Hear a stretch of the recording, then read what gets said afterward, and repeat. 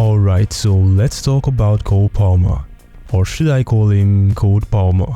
Yes, that's what he is. You know, you may have seen him stuttering in some of his interviews and think he might easily crack under pressure just as some other players do, but no. He's cold as ice and never feels the heat even when the pressure's on full blast. This guy has been dropping incredible stats since he was a kid, and for a player of his position, you might assume his strong suit on the pitch would be his dribbling or goal scoring, but no, it's his football IQ. We're talking about a player who steps up, no panic, no hesitation, just pure footballing instincts. And the craziest part, it's been like this from day one in Whitenshaw, splitting time between school detentions, watching his dad in the Sunday league games and playing grassroots football. Everyone around him knew he was special, including his first coach, who claimed that every game he'd always attempt to yell at him, "What are you doing?" only to realize a few seconds later that he had just made an unimaginable pass that no one could have expected. At such a young age, he was cold enough to snub Man United's approach to him after realizing they were only going to offer him a trial,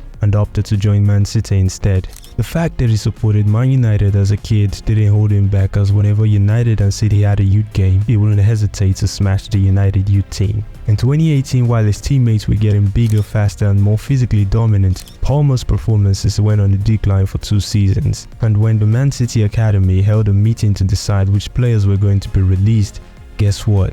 Cole Palmer's name was on that list. And just as they were about to shutter his football dreams by letting him go, the academy director stepped in and ruled against it. And when he was asked to justify his decision, his answer was simple: Cole is extremely clever. You all can't even see the things he's seeing. That's what sets Palmer apart. It's not about size, speed or flashy moves, it's about his footballing brain that makes him a different breed amongst his teammates. You see, despite Palmer being 6'2" now, don't think he's always been this tall since he was young. He was once too small for his age and was always the smallest on the pitch, with his jersey looking so oversized on him. And just as you may imagine, his future at Man City was under threat. But thanks to his parents' dedication to feeding him all that was essential in his growth spurts, and just a year later, he was already captaining the Man City youth team while putting up incredible numbers to lead them to victory in the Under-18s League as well as the Youth Cup.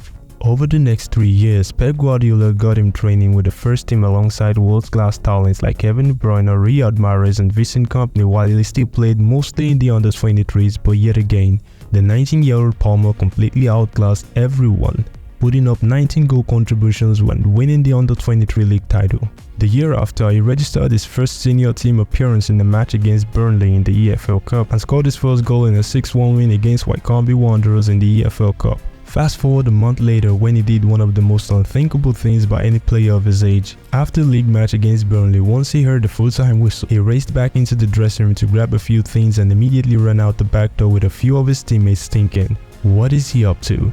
Well, he was headed to the Under-23s match, which was to take place the same evening, and after he got there, he pleaded with the manager to put him in the game, which he did, and guess what? He scored a hat-trick. And when asked by the media how he did it, his response was, "If there's a game happening somewhere, I wanna be in it."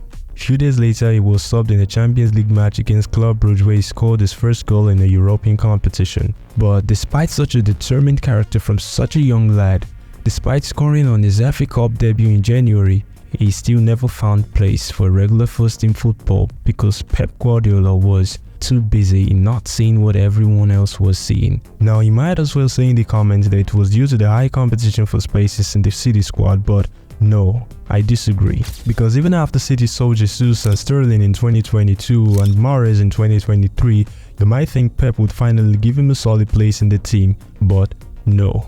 Pep signed Jeremy Doku instead. Even aside this, Cole did enough to earn himself a chance with his impact on the international stage as England won the Under-21 European Championship, also coming in late and giving City the lead against Arsenal in the race for the Community Shield, only for them to blow it up in the last minute, and not to mention a few days later when he scored the only goal in the European Super Cup, saving the club from starting the year by losing out on 2 trophies, but still, it was not enough to earn him more matches as he deserved. Despite handing in a request to go out on loan for regular playing time, which was immediately rejected by Pep and was responded to by giving him 2 options: stay or leave permanently. As you might expect at the time, Palmer coolly responded, "I want to leave." Pep must have realized his mistake at the moment, because what came after for him was persuasions for the 21-year-old to stay at the club, but Palmer already had intentions in the last 2 seasons and stood firmly on his transfer request. On the transfer deadline day, Chelsea completed the signing for a fee of 50 million euros, and it was really hard to predict that after spending over $1 billion in transfers for a number of players with supposed significant potential, Palmer would be the face of the club. He did the unexpected in his first start as Chelsea needed a goal to put themselves ahead, where he made a pass by pulling the ball back and placing it in between the defender's legs to assist for the winning goal and taking home the Player of the Match award. And guess what? The game after that, Palmer was again in the starting 11. And just as expected, he started by scoring a goal and an assist against Burnley, and then a goal against Arsenal, an assist against Blackburn, and then another goal and assist against Tottenham, until the big challenge came as it was time to face his former club, Man City. Of course, Chelsea were underdogs to the dominant Man City side, but still managed to put up a spectacular performance to battle it out, scoring 3 goals against Man City's 4 and then winning a penalty in the last minute of the game. Normally, you wouldn't expect many 21-year-olds facing his former club to possess any kind of confidence to step up and request to take such a game-deciding penalty. But Cole Palmer? What do you think? He took the penalty from Sterling and smashed it in the top corner, ending the game in a 4-4 draw. As you might guess, he wasn't done yet. He kept the momentum going with a winning goal against Man United at Old Trafford, and then scoring twice and providing an assist to beat Luton. But here's the thing, he made sure his second goal wasn't just any goal. It was a spectacular goal which he then hit his now trademark celebration for the very first time. Funny enough, according to him, it wasn't even his idea. It was just mimicking his friend Morgan Rogers from Middlesbrough. But when you think about it, with the fans already calling him Cold Palmer, he couldn't have fit more perfectly. With Chelsea struggling with performances to stay at the top half of the league, Palmer of course would carry the team on his back to significantly improve their league performance. He assisted the late equalizer against Brentford, a goal and an assist in a win against Newcastle, then a goal and a spectacular backheel assist for the winner against Leicester, and then 2 goals against Burnley. You could see at that moment he was starting to compete for the best player in the league.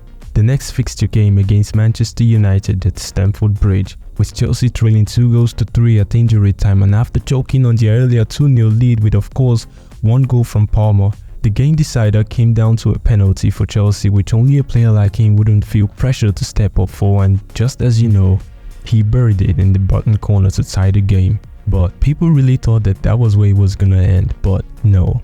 A draw was not enough for him, as a couple minutes later he lashed another deflected shot into the back of the net, completing the comeback win for Chelsea and as well as a first career hat-trick. As his then manager Mauricio Pochettino went on to say, he has the similarities and the qualities for a potential Angel Di Maria.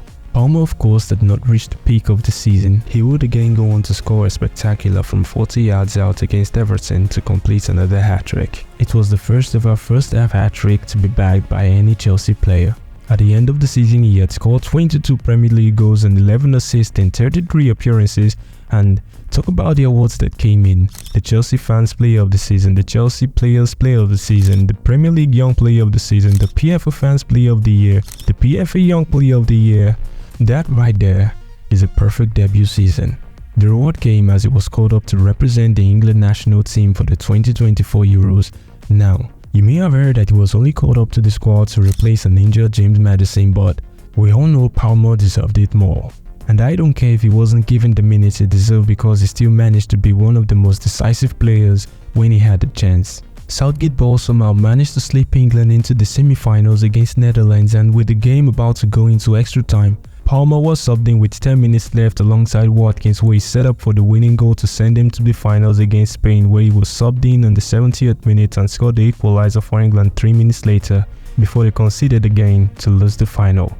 Even though he came up short on trophies for Chelsea, that's of course due to the entire team's performance. He still has time to achieve more, and you can see him already banging in goals and assists, starting out his second season for Chelsea strongly after a loss to City with 4 goal contributions in the 2-6 win against Wolves, then an assist against Palace and a goal against West Ham, and then pulling off a world-class performance in a 4-2 win against Brighton, scoring all 4 goals in the first half to set a record for the first ever Premier League player to score 4 goals in a half. But see, we know for sure that it's not done yet. You can come back to testify in the comments of this video when the season's over.